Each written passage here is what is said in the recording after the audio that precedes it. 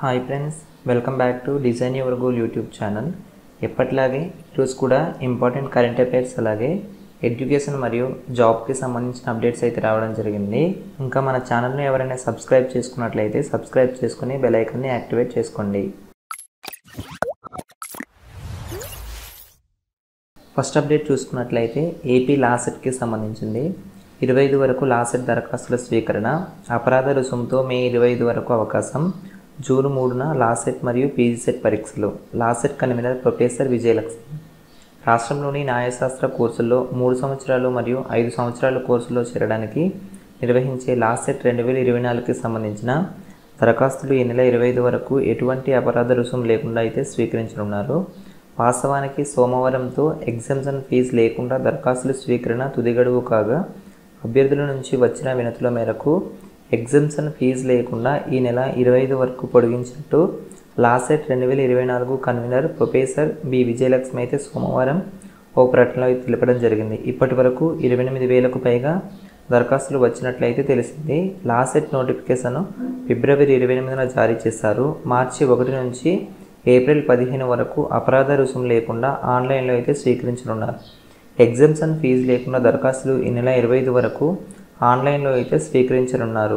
Exemption ఫీజుతో మే 25 వరకు దరఖాస్తులను స్వీకరించనున్నారు. 3 సంవత్సరాల లాసెట్ పరీక్షను జూన్ 3న ఉదయం 10:30 గంటల నుంచి మధ్యాహ్నం 12 గంటల వరకు, పీజీ లాసెట్ 5 సంవత్సరాల కోర్సుల్లో ప్రవేశాల కోసం జూన్ 3న మధ్యాహ్నం 2:30 గంటల నుంచి సాయంత్రం 4 గంటల వరకు అయితే నిర్వహించనున్నారు.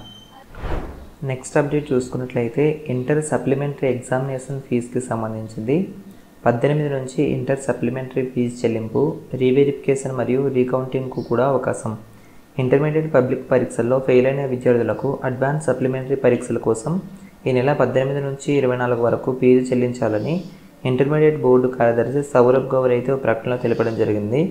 మార్కులు తక్కువగా వచ్చిన విద్యార్థులకు రీకౌంటింగ్ మరియు రీవెరిఫికేషన్ కోసం ఇదే తేదీలో ఫీజును అయితే చెల్లించాలని సూచించడం జరిగింది. జవాబు పత్రాలు ఒక్కో పేపర్కు రీవెరిఫికేషన్ 1300, రీకౌంటింగ్కు 200 చెల్లించాలని చెప్పడం జరిగింది. సప్లిమెంటరీ పరీక్షల కోసం ఇంటర్మీడియట్ మొదటి మరియు 2వ సంవత్సర విద్యార్థుల పేపర్లతో సంబంధం లేకుండా 550, ప్రాక్టికల్కు 250, బ్రిడ్జ్ కోర్సులకు 150 చొప్పున చెల్లించాలని అయితే చెప్పడం జరిగింది. ఇంటర్ మొదటి సంవత్సరంలో అన్ని పేపర్లు ఉత్తీర్ణులైన అభ్యర్థులకు ఇంప్రూవ్మెంట్ కోసం 550 పరీక్ష ఫీజుతో పాటు పేపర్కు 160 చొప్పున అయితే చెల్లించాలి. మొదటి మరియు 2వ సంవత్సరం ఇంప్రూవ్మెంట్ రాయాలనుకుంటే సైన్స్ విద్యార్థులకు 1440, ఆర్ట్స్ విద్యార్థులకు 1240 చెల్లించాల్సి ఉంటుంది.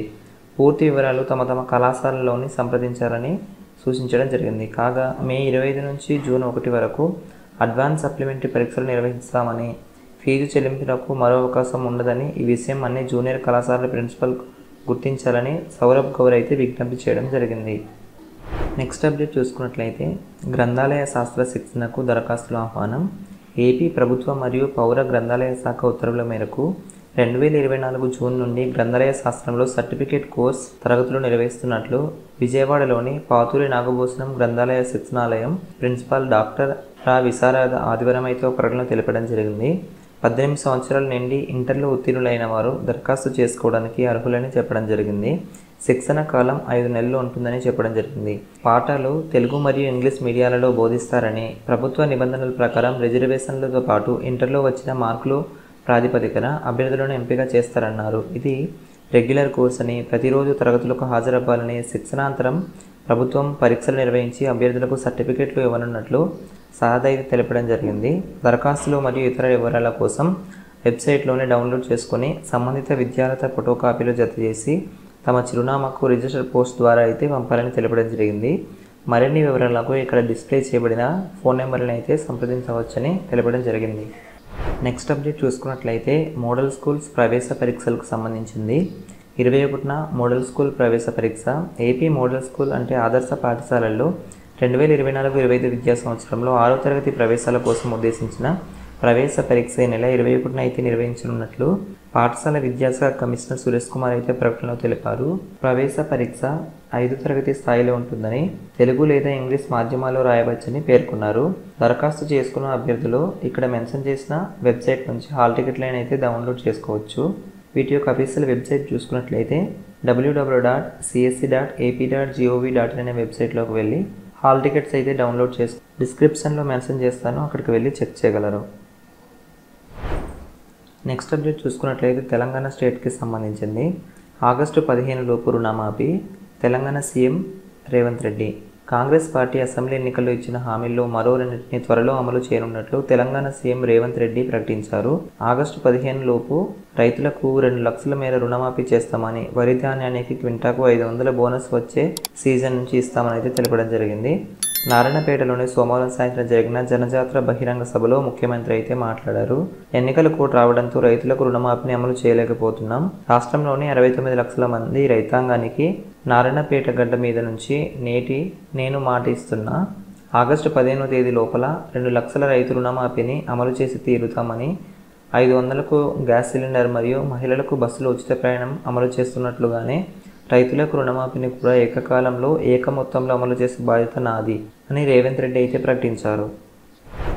నెక్స్ట్ ఇంపార్టెంట్ కరెంట్ అఫైర్స్ చూసుకున్నట్లయితే రష్యా 11 ఏప్రిల్ 2024న ఓస్నోచ్ని కాస్మోడ్రోమ్ నుండి అంగారా A5 రాకెట్ని అయితే విజయవంతంగా ప్రయోగించింది.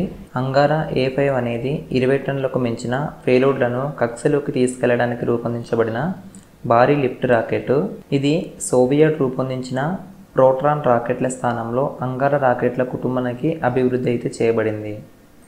నెక్స్ట్ కరెంట్ అఫైర్ చూసుకున్నట్లయితే లిండీ కామెరన్ 11 ఏప్రిల్ 2024న భారతదేశానికి మరియు బ్రిటిష్ హై కమిషనర్గా అయితే నియమితులయ్యారు.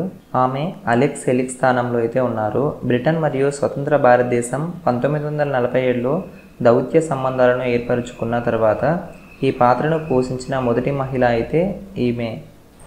నెక్స్ట్ కరెంట్ అఫైర్ చూసుకున్నట్లయితే యుఎస్ మరియు India strategic and partnership forum హెడ్గా అయితే తరుణ్ బజాజ్ అయితే నియమించింది.